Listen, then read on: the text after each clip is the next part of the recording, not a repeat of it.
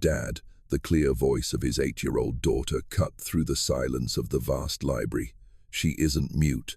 I heard her sing in a dream. Leo Vance froze, the hammer in his hand suspended in midair. He turned to look at Lily, who was absorbed in her coloring, completely unaware that her innocent words had just cracked a wall he had spent 5 years building. The she Lily referred to was Iris, the 19-year-old orphan brought here, a girl who, according to the world and her medical records, had lost her voice after a horrific psychological trauma.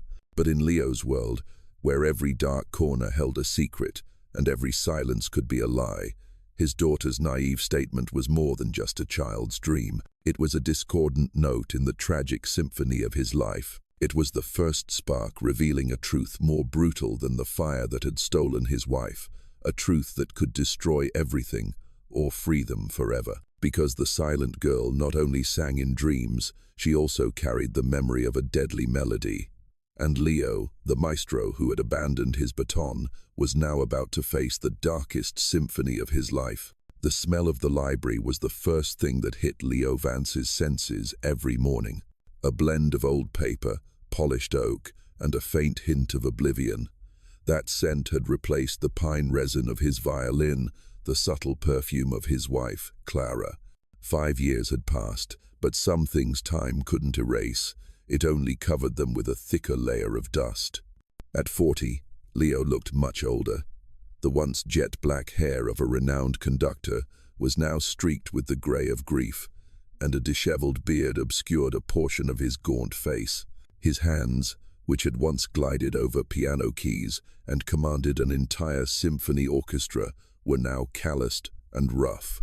He was painstakingly repairing a wobbly bookshelf, the rhythmic tap-tap of the hammer against a nail echoing in the solemn quiet of the ancient library. Dad, the clear voice of his 8-year-old daughter, sounded from a corner of the room.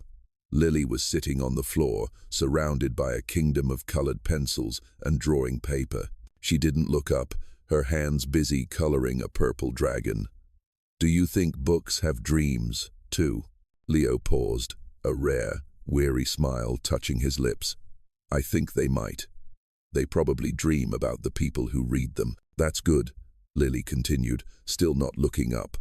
"I dreamed about Iris last night. Dad," her voice suddenly dropped to a secretive whisper. "She isn't mute. I heard her sing in a dream." The hammer in Leo's hand froze in midair. He turned to look at Lily. She was still coloring, completely unaware that her words had just shattered the stillness in his heart.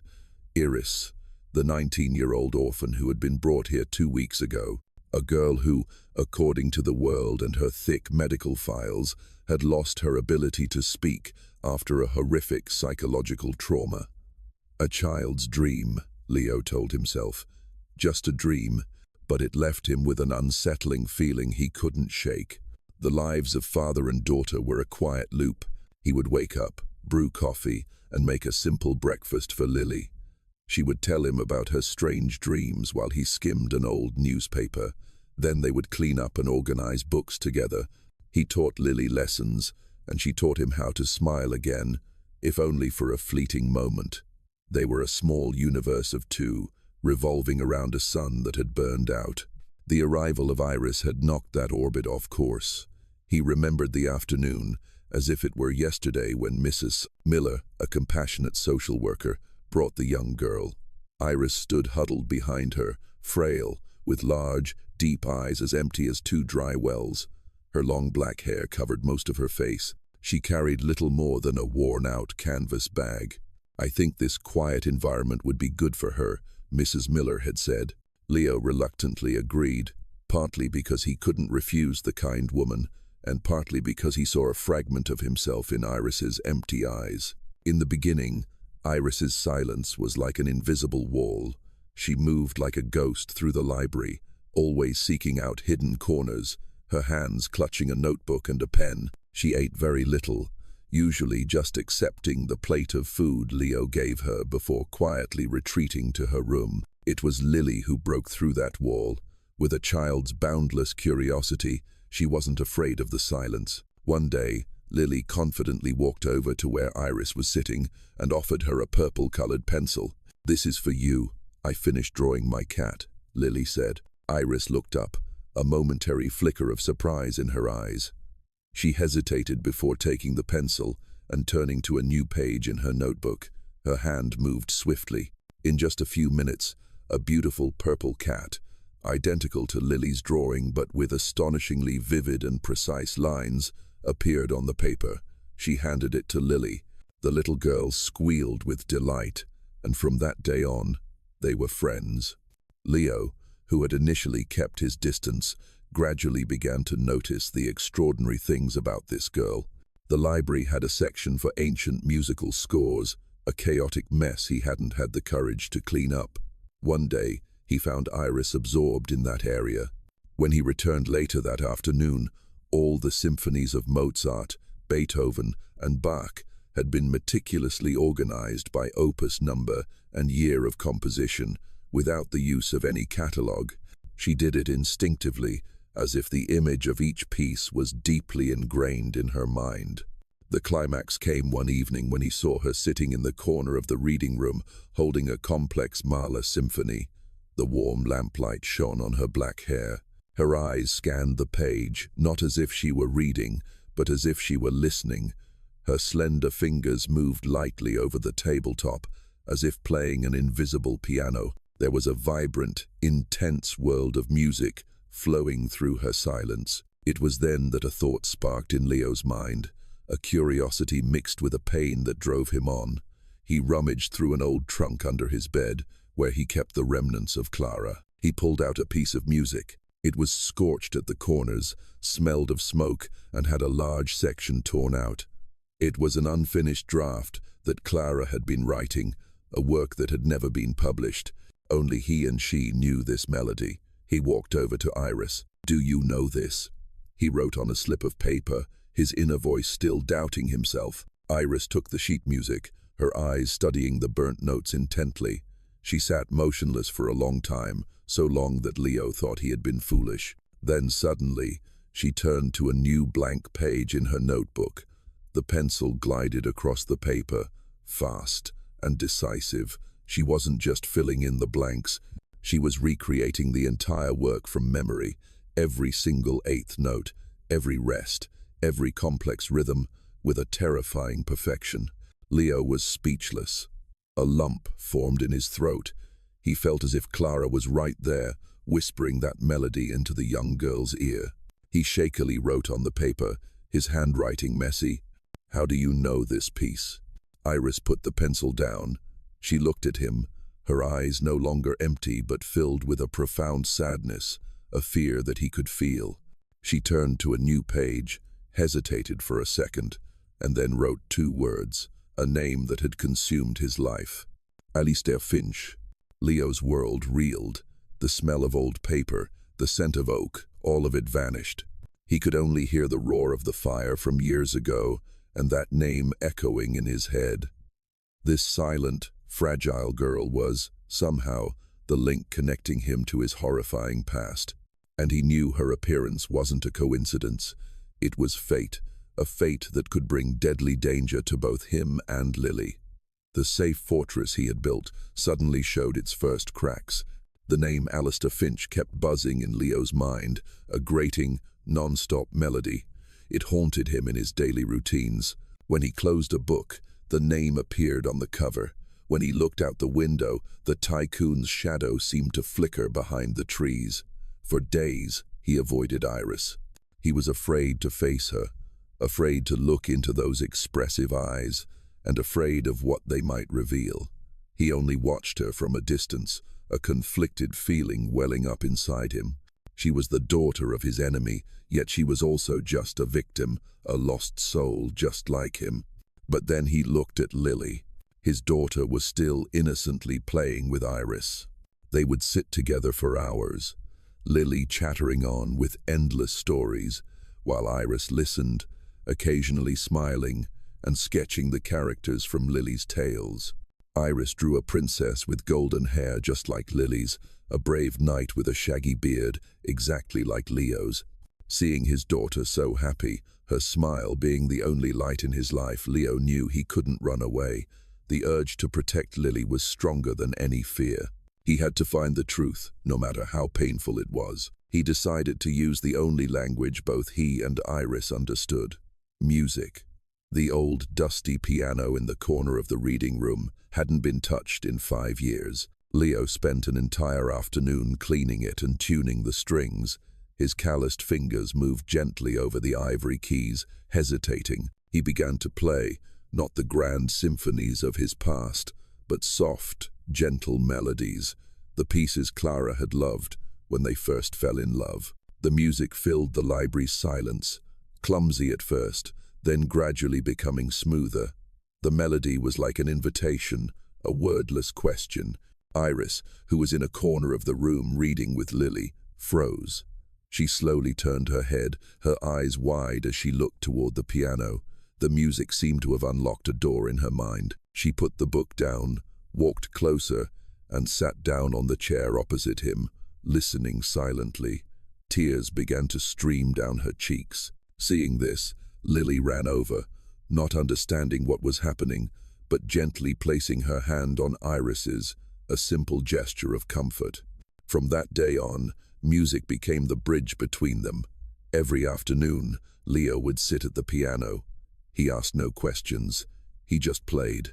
He played pieces by Chopin, by Debussy, melodies that stirred memories. Iris would always sit there and listen.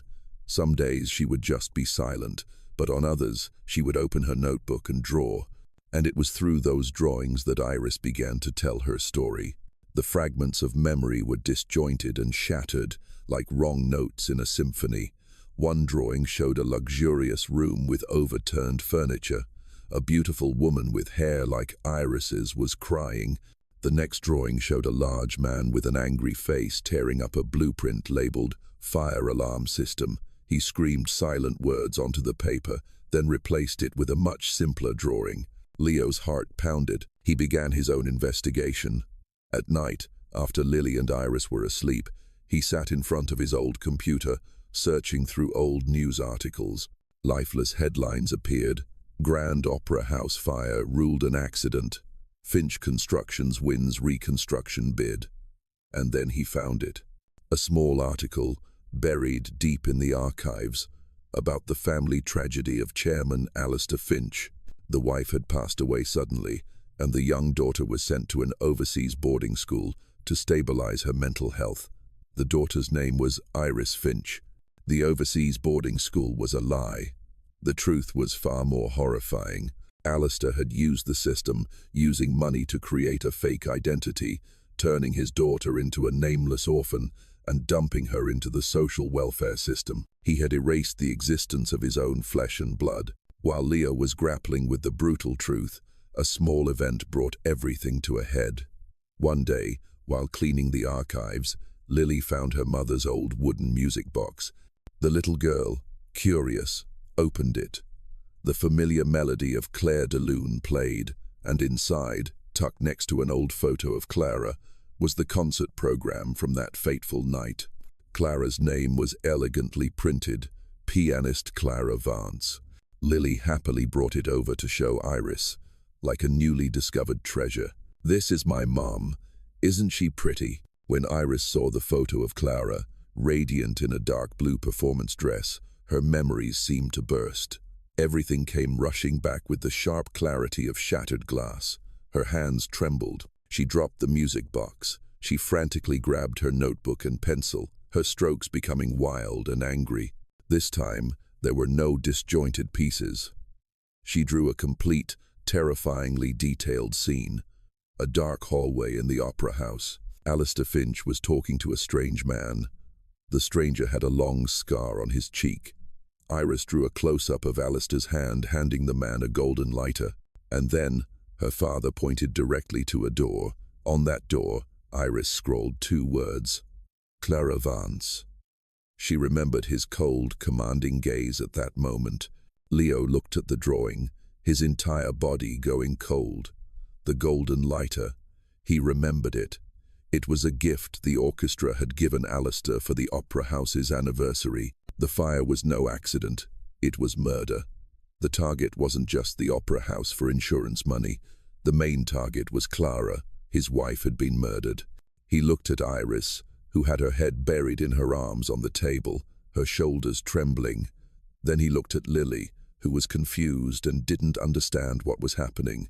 The entire weight of the world seemed to fall onto the shoulders of the broken conductor. The fortress he had built to protect his daughter had now become the epicenter of a deadly storm. Alistair Finch was no fool. He was a cunning old wolf, a master at scenting danger. Through his intricate network of connections and well-placed grease money, he had discovered something unimaginable. The daughter he thought he had buried in the social welfare system was now living with Leo Vance. The news hit him like a lightning bolt. He knew what Iris had seen. A mute witness was not scary, but a mute witness living with his enemy was a disaster waiting to happen. He had to act swiftly and decisively. That night, a storm swept over the city, as if the heavens themselves were screaming at the crime about to unfold. Rain lashed against the old library windows, and the wind howled through every crack. Inside, Leo was trying to stay calm, but his heart was pounding in his chest. He knew danger was approaching. It was a primal instinct. He looked at Iris, who was curled up in her chair, her eyes wide with fear, staring out into the dark night. She felt it too. "Lily, sweetie," he said, his voice as normal as he could make it, though his hands trembled slightly. "How about we play a game, a hide-and-seek game in the storm? Daddy has a secret place, a treasure only we know about. You go hide there and be as quiet as a little mouse. Don't come out until I knock 3 times, okay?" He led Lily to a hidden passage behind a bookshelf, a small, sturdy room used for storing rare books. He placed a flashlight, some comic books, and a box of cookies next to her. He hugged his daughter tightly, inhaling the scent of her hair. "I love you, my little sunbeam." "I love you too, Daddy," Lily whispered, not fully grasping the gravity of the situation, just thinking it was an adventure. When he closed the secret door and returned to the main reading room, Iris was already standing there. Her whole body was shaking, and she pointed toward the window. In a flash of lightning, a tall figure in a black raincoat was advancing toward the front door. It was him, the man with the scar on his face. He didn't break the door down. He used a small tool to expertly pick the lock. Alistair didn't want a loud mess. He wanted to create another accident. A gas leak, a short circuit. Death would come silently. Click. The door opened. The intruder stepped inside, bringing with him the cold and the smell of rain. The battle for survival had begun. This was a physically mismatched fight. Leo was a conductor, not a warrior. But this was his domain. The library was his home turf. He knew every nook, every passage, every creak of the wooden floorboards. "Iris, follow me, quick," he whispered, grabbing her hand. They vanished into the shadows of the towering bookshelves. The attacker moved slowly, methodically, his eyes scanning like a predator's. Leo knew he couldn't face him head-on. He had to use his wits. He grabbed a thick dictionary and threw it forcefully into a far corner of the main hall. The resounding thud echoed, amplified in the solemn space. The attacker immediately moved toward the sound. "Go!"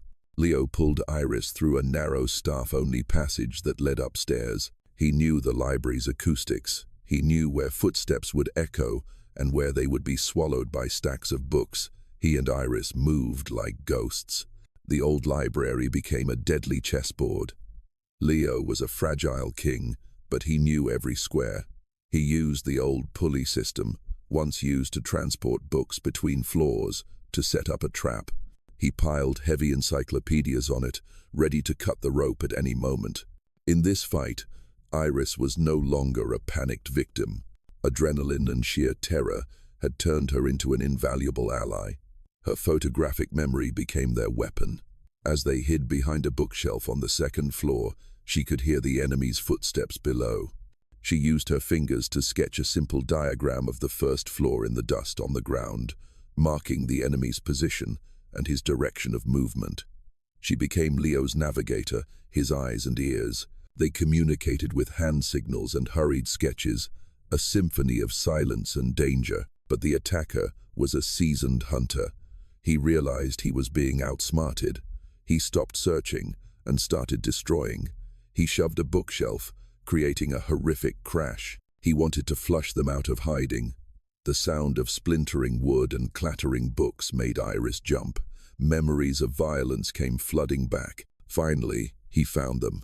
He cornered them in the main reading room, where large windows overlooked the storm. A flash of lightning ripped across the sky, illuminating his face and the grotesque scar. He approached, a cruel smile on his lip. "You should have let the past lie, Vance," he growled, his voice a metallic rasp, "just like your wife." The words were a dagger to Leo's heart, but they also ignited something he never expected. Iris, who hadn't made a sound in over a decade, suddenly snapped her head up. Her eyes blazed with hatred and profound pain. The fear she had suppressed for years, the image of her abused mother, the image of her cold-blooded father, the image of the wrongful fire all exploded. She opened her mouth, and a wild, desperate, furious scream tore through the silence, overpowering even the thunder outside. The sound, though wordless, was powerful. It wasn't just a cry of fear, but a roar of defiance. It made the attacker, a man accustomed to violence and the silence of his victims, flinch and pause for a second. 1 second was all it took. Seizing the opportunity, Leo used all his strength to push the massive bookshelf, already unsteady from the attacker's earlier shove. The shelf tilted and then crashed down with a deafening roar. Iris's scream hadn't just saved their lives. It was her first sound in over a decade, a sound born from the depths of pain and courage. In the moment that followed, silence descended, broken only by the rain and Leo's ragged breathing. He wasted no time, rushing toward the secret passage. He knocked 3 times on the door. "Lily, it's Daddy." The door opened, and he saw her huddled in the corner, clutching her teddy bear. He rushed to her, hugging her tightly, burying his face in her hair, feeling her warmth and life. They were safe, at least for now. When the flashing red and blue lights of the police cars shone through the rain-soaked windows, the library looked like a battleground. Books were scattered everywhere. A massive bookshelf had collapsed, and underneath it, a stranger was groaning in pain. 2 police officers entered, their faces wary. They saw a gaunt, disheveled man, a young girl trembling in a corner, and a little girl sobbing in her father's arms. Leo began to tell his story. He spoke of the 5-year-long conspiracy, of Alistair Finch, of the murder disguised as an accident, of Iris's memory. He spoke in a rush, words pouring out like a chaotic musical score. The 2 officers exchanged glances, their eyes filled with skepticism. An older detective named Costello spoke up. "Mr. Vance, your story. It sounds very dramatic, but it's based on the memory of a young girl with psychological trauma who can't speak. Do you have any more concrete evidence?" A sense of helplessness washed over Leo. What did he have? Only a few drawings and an unshakable belief. They handcuffed the attacker, who was now conscious and cursing under his breath, and led him away. But they still viewed Leo as an unreliable witness, perhaps a distraught father suffering from delusions. They said they would investigate, but their tone suggested the case would likely be shelved. That night, the 3 of them didn't sleep. They huddled together in the attic room, Lily asleep in Leo's lap, and Iris sitting silently beside him, clutching her notebook. Leo felt the flicker of hope he had just found was already extinguished. Justice seemed a distant, unattainable luxury. The next morning, Detective Costello returned. He looked even more exhausted. "We checked the guy's background. His name's Marcus Thorne, a known hoodlum with a criminal record. He insists he broke in to steal, and that you attacked him. No connection to Alistair Finch whatsoever." Leo felt his chest tighten. Just then, Iris stood up. She took a deep breath, then walked up to the detective. She didn't look at him, but directly at Leo, as if seeking encouragement. Then she opened her notebook. This time, The drawings were not the frantic sketches of panic. Iris had spent the entire night drawing. Page after page, it was a silent graphic novel, a testimony in images. She drew Marcus Thorne's face, the scar standing out clearly. She drew the golden lighter with its intricate, detailed engravings. She drew a diagram of the opera house, the location of Clara's dressing room, and the path Marcus had taken to spread the gasoline. On the final page, she drew Alistair Finch handing money to Marcus, his smile cold and cruel. Detective Costello flipped through the pages, the skepticism on his face slowly replaced by astonishment. This was not the product of imagination. It was too detailed, too real. This lighter, he mumbled. We found a similar one at the scene back then, but couldn't identify the owner. He took the notebook with him. A few hours later, he returned, this time with 2 other officers.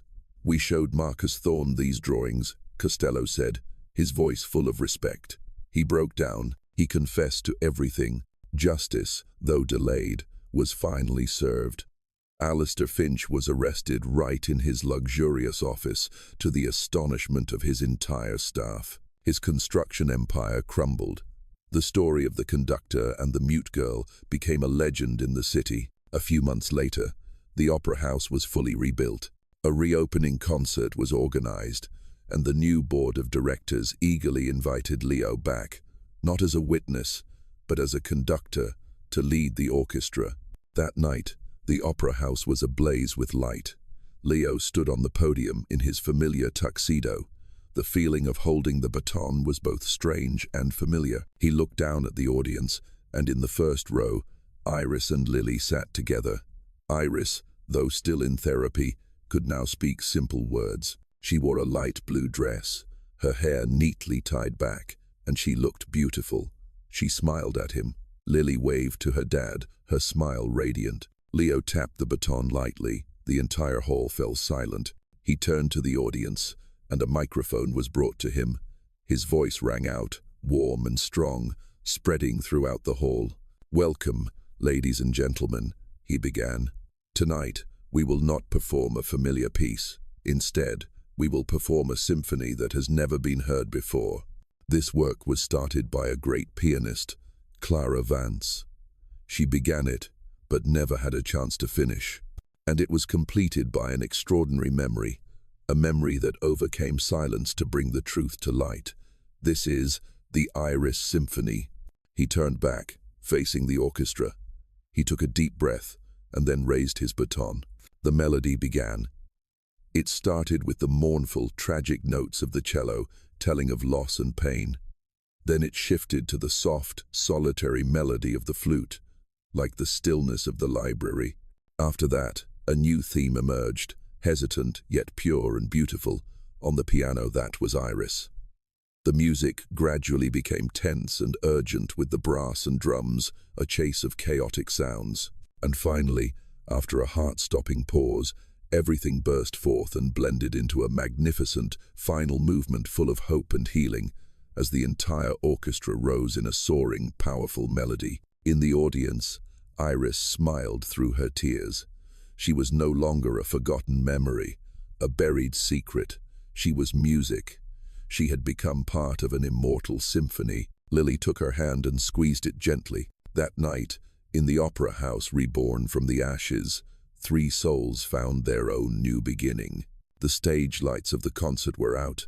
The applause had faded into the past, but the melody of a new beginning still echoed. Leo didn't return to fame. He was invited to tour and courted by prestigious orchestras, but he refused it all. That glamorous world no longer belonged to him. He had found a greater purpose, a more meaningful symphony right in the place he once thought was just a refuge. He and Iris together transformed the ancient library, once a witness to pain and fear, into the Clara Vance Academy of Music and Memory. With the compensation money from the case and donations from people moved by their story, they renovated the place. The main reading room became a cozy, small concert hall. The old storage rooms were converted into soundproof classrooms. This place didn't just teach music, it became a home for children with special circumstances, children carrying trauma, children who needed a place for their silent voices to be heard. The sounds of piano and violin replaced the heavy silence of the past. Every day, the library buzzed with music and the laughter of children. Leo rediscovered joy in teaching, passing on his love for music to a new generation. He was no longer a maestro on a grand stage, but a patient teacher, a father to many children. Iris became the soul of the academy. She didn't teach complex techniques. She taught the children how to feel the music. She used stories and drawings to help them express emotions they couldn't put into words. She was especially close to the children with communication difficulties because more than anyone, she understood the pain of being trapped in silence. Her own voice improved day by day, but she still often used sign language and drawings, making them a unique part of her teaching method. Leo had also officially completed the adoption of Iris. On the day they received the papers, there was no big party, just a warm dinner in the attic room. Leo cooked the spaghetti Clara used to love. Lily made a card with a drawing of the three of them, holding hands under a giant piano.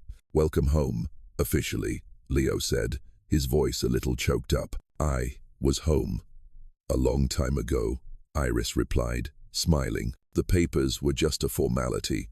They had been a family for a long time, a family of three, connected by music, by tragedy, and by an understanding that needed no words. Years later, Leo was now an old man with white hair, the wrinkles around his eyes etched with the marks of time, but not of sorrow, rather of smiles. He sat on an old armchair in the small concert hall, quietly watching the stage. Iris, now a confident and beautiful woman in her 30s, was sitting at the piano. Her long black hair was elegantly tied up. Today was the Academy's annual performance. She was teaching the final notes to a young student before the concert began. Lily, now a graceful young woman and a talented cellist, stood beside her, smiling as she helped Iris adjust the sheet music. The performance ended with a warm round of applause. After the students had rushed off the stage, the little student from before ran back to Iris, her eyes sparkling with admiration. "Miss Iris," the little girl asked, "how can you play so well? It's like the piano is telling a story." Iris smiled, a gentle smile. She knelt down to the girl's level, adjusting the bow in her hair. Her voice was now clear and melodious, as warm as a cello. "Because someone taught me," she said, her eyes turning toward Leo sitting in the front row, "that even when the world goes silent, the music is always there. It listens to everything. And sometimes, the greatest symphonies are found in the quietest places." The little girl nodded as if she understood. Iris stood up and walked toward Leo. Lily followed. She looked at Leo, who was smiling warmly back at her. He was no longer a broken conductor, nor a reclusive librarian. He was a father, a teacher, a man who had found the symphony of his life. Their story had come to a close. There were no dazzling stage lights, no pinnacle of fame, just peace. But the legacy of courage, healing, and the strength of a family made of forgotten people would echo forever within the walls of this academy through every generation of students. Like a symphony that never ends.